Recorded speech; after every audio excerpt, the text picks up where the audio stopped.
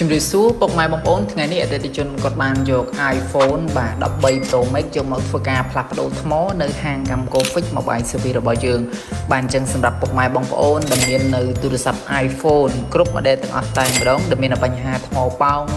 លេងទៅស្រកថ្មលឿនសាកអត់ឡើងថ្មលេងទៅក្តៅថ្មអញ្ចឹងពុកម៉ែបងប្អូនអាចអញ្ជើញមកទទួលសេវាកម្មផ្លាស់ប្ដូរឬមួយក៏ជួសជុលនៅហាងកម្មករ Fix Mobile Service របស់យើងទាំងពីរសាខាបានបាទដោយពុកម៉ែបងប្អូនមកឥឡូវនេះយើងមាន promotion ដូចជាមានការថែមជូនកាសនិងឆ្នាំងសាកដែលគ្រាន់តែបងប្អូនធ្វើតាមលក្ខខណ្ឌបាទហើយមានការបញ្ចុះតម្លៃ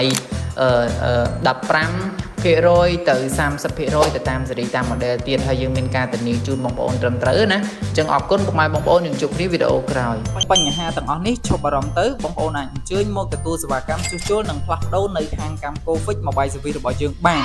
ពុកម៉ែបងប្អូនយើងមាន free ជូនជាមួយនឹងកាហ្វេនិងភេសជ្ជៈផ្សេងៗជូនបងប្អូនពិសាដោយឥតគិតថ្លៃហើយយើងមាន promotion បញ្ចុះតម្លៃជូនបងប្អូនដោយគ្រាន់តែធ្វើការចុច like និង share មួយគឺបងប្អូននឹងទទួលបានការបញ្ចុះតម្លៃពិសេសផងដែរអូខ្ញុំភ្លេចប្រាប់នៅមានមួយទៀតបងប្អូននៅពេលដែលបងប្អូនមកទទួលសេវាកម្មជួសជុលនៅហាងកម្មករ Fix Mobile Service របស់យើងទាំងពីរសាខាគឺយើងមានថែមជូននៅកាដូពិសេសជាមួយនឹងកាស AirPods និងដុំសាកថ្មជូនបងប្អូនដោយឥតគិតថ្លៃផងដែរដូច្នេះពីរនេះគឺបងប្អូនអាចជ្រើសរើសយកមួយបានអរគុណពុកម៉ែបងប្អូនយើងជួបគ្នានៅវីដេអូក្រោយទៀត